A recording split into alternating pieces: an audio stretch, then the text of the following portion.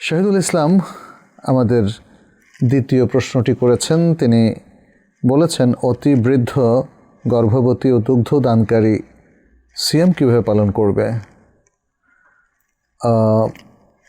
অতি বৃদ্ধ ব্যক্তি তিনি তো সিয়াম পালন করতে পারবেন না, পুরুষ অথবা মহিলা যে হন না কেন, তিনি ফিদিয়া দেবেন। ওয়া আলাল্লাযিনা ইউতিকুনাহু ফিদিয়াতুন তুআমু মিসকিন।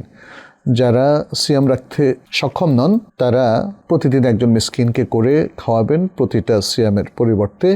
আর কি পরিমাণ খাদ্য?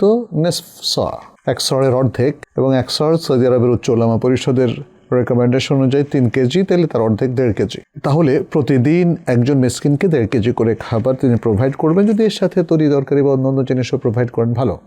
এটা হলো অতি বৃদ্ধের ক্ষেত্রে বা বৃদ্ধার ক্ষেত্রে। আর এরপরে গর্ভবতী এবং দুগ্ধদানকারী, হামেল এবং মোরদা, তাদের ব্যাপারে শরীয়তে রুখসত আছে। তারা সিয়াম ভাঙবেন এবং পরে কাজা করবেন।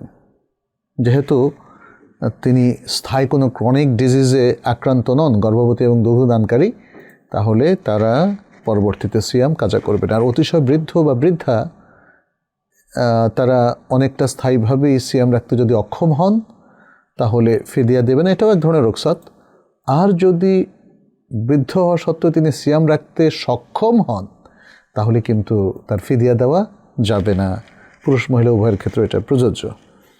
আর এ সকল বিষয়ে এবং আরও নানা বিষয়ে আমাদের প্রশ্নোত্তরে ফিকহুস সওমে আপনি আরও সুন্দর সুন্দর জবাব পাবেন।